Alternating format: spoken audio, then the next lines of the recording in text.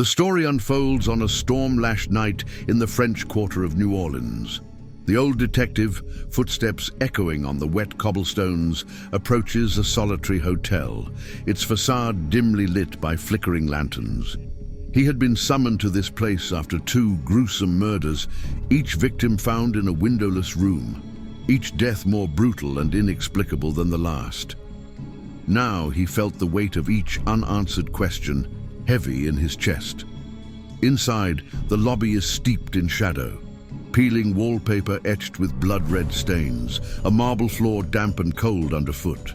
Before him stands the front desk, a solitary figure hunchbacked behind it. The clerk's eyes gleam with fatigue, and something darker, something fearful. The detective advances, and the air thickens with the scent of old blood and mildew. The lantern overhead sways, casting tall, trembling shadows that dance across dusty portraits of men long dead. Suddenly, from somewhere deep within the walls, a faint, sobbing sound drifts through the darkness. The detective pauses, every muscle taut.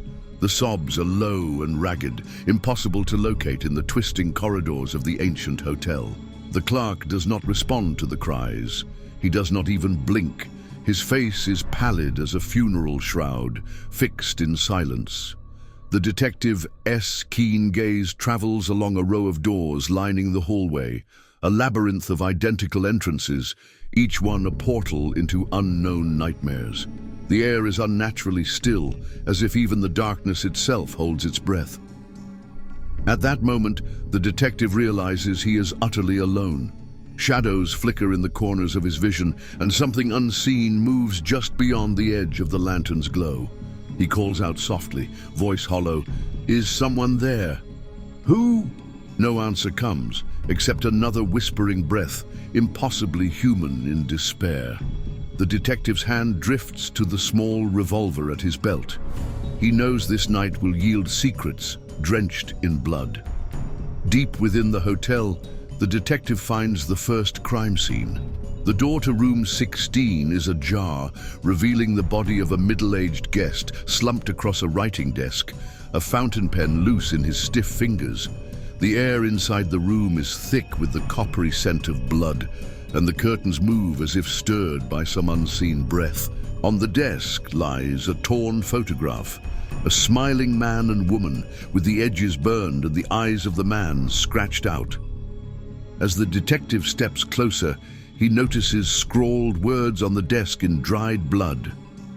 "Forgive me," they say, the letters crooked and desperate. His breath catches. The victim's empty eyes stare at nothing. In the mirror above the desk, the detective thinks he sees a hunched silhouette vanish behind him, but when he spins around, the room is empty except for the corpse. Only the window pane rattles softly with the summer storm outside. Alarmed, he turns back to the body. On the floor at the victim's feet lies a silver lighter belonging to another guest, a flame-etched crest on its metal surface. A clue, a trap. The detective pockets the lighter. His hands are steady, but his heart pounds. The evidence begins to form a pattern, and he does not trust it. Still, he cannot shake the feeling of being watched. From across the hall, in the half-darkness, he glimpses a figure creeping silently at the edge of the light. He calls out, but the figure melts back into the shadow of the corridor. For a moment, he thinks he hears a faint whisper, a name he knows, maybe his own. Blood trails down the corridor by morning. The detective follows the vicious stain to room 42. This door stands pried open on its hinges, and the scene within is worse than anything he has seen. The guest inside, a young woman in a blood-stained dress, is slumped against the wall. Her eyes are wide open, frozen in horror, and ribbons of scarlet thread like silk trace the shape of something grotesque behind her on the plaster. The fire alarm hangs askew, dripping red along the muted wallpaper. He approaches with trembling hands. The floor is slick with a dark pool that spreads outwards, as if the building were bleeding inward. The woman's once beautiful face has been carved in a pattern that makes it seem she is screaming beneath her own skin. A low, wheezing sound escapes her lips. She is barely alive. As the detective leans in, she reaches out a trembling hand. She gasps a single word, "Help!" Before he can respond, she dies. A moment later, the lights flicker and the digital alarm clock in the corner resets violently, as if a supernatural force crushed it. Outside, thunder rumbles. The detective staggers back as something slips from the corner of the room, a scrap of paper with a pentagonal symbol scrawled in a child's S handwriting. In its center, a serrated line splits a heart. He collects it, troubled by the ugly glyph. In the security office later, he sits before flickering monitors replaying the murder tape. At first, the hallway is empty, then the girl enters. A thin figure shrouded in darkness stalks behind her, its pale, bloodless face and empty eyes turning to face the camera. At the edge of the frame stands the same blurred shape, then it vanishes. The detective freezes the frame. The specter's mouth is open in a silent scream. He rewinds to watch again.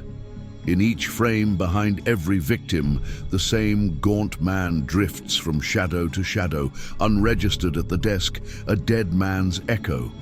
The detective feels ice coursing through his veins. He is utterly alone.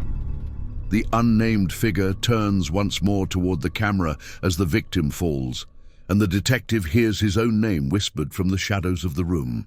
Hours bleed into each other, and the detective's sense of reality frays.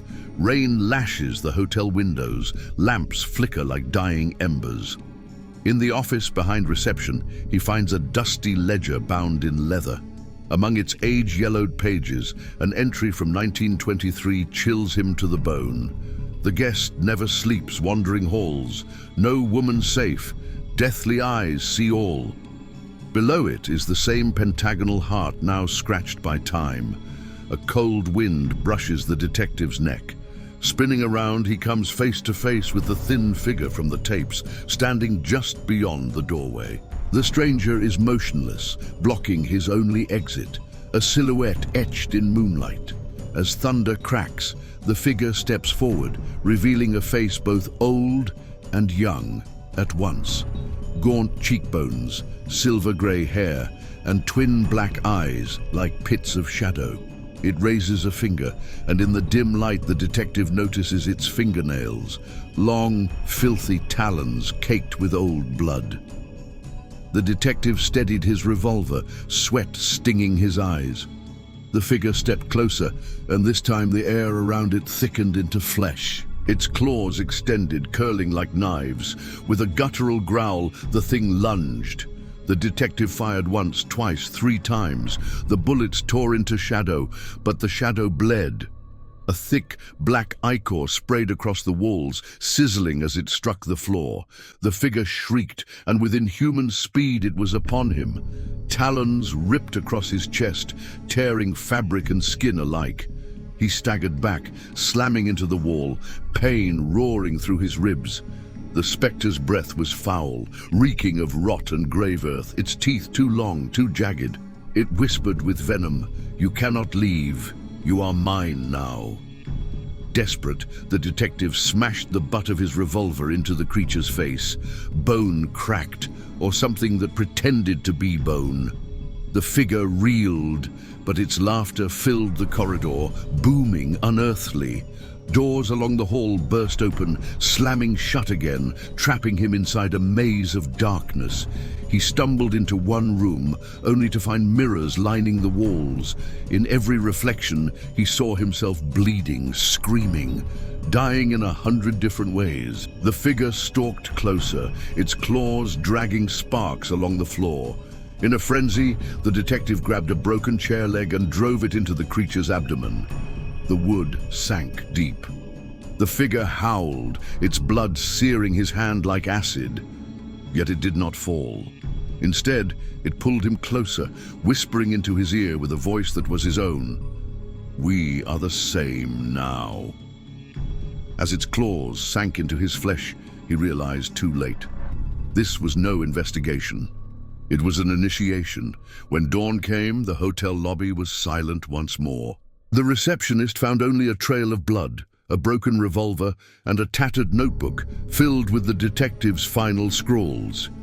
His body was gone. That evening, as the rain eased, a new guest entered the hotel, suitcase in hand. The clerk forced a weary smile and handed over a key.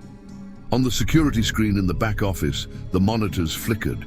The new guest walked down the hall, and there, just behind them, walked the detective.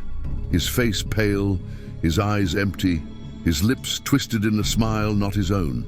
The cursed guest had claimed another, and the hotel was hungry still.